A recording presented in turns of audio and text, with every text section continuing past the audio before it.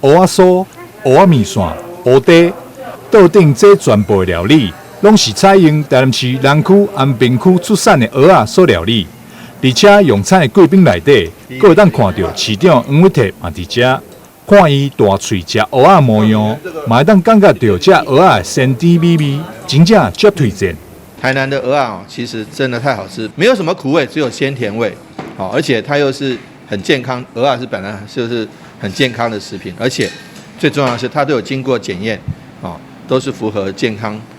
安全的一些标准，所以呢，欢迎大家来，而且一定要来看台南、绕台南、赏美景、逛老街、吃蚵仔。这次会来到安平区第一家蚵仔煎来推荐蚵仔料理，也是因为日前有人向议员反映，台南的蚵仔有苦味，农业局随即去采检，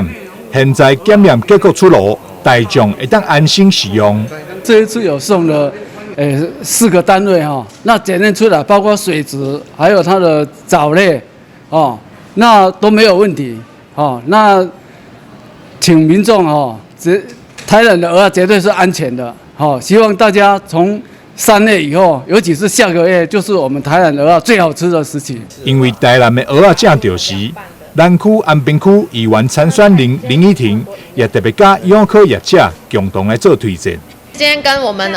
代表安平的班长，然后还有我们昆山的班长，我们是要一起来推广我们台南的蚵仔主要也是要说我们现在的蚵仔就是安全食用上都是没有疑虑的，那大家都可以非常放心的来吃。那现在台南呢正是蚵仔非常盛产的时候，最鲜甜最美味。那刚刚也看到我们蚵仔有非常多的料理，黄伟哲市长都推荐的，你一定也要来尝试看看。安平的水域，包括渔光岛界水域包括昆县水域以及每天的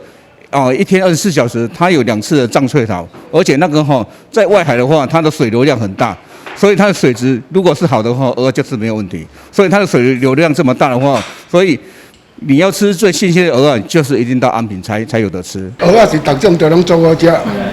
无论什么料理，最主要有蚵仔就是好吃。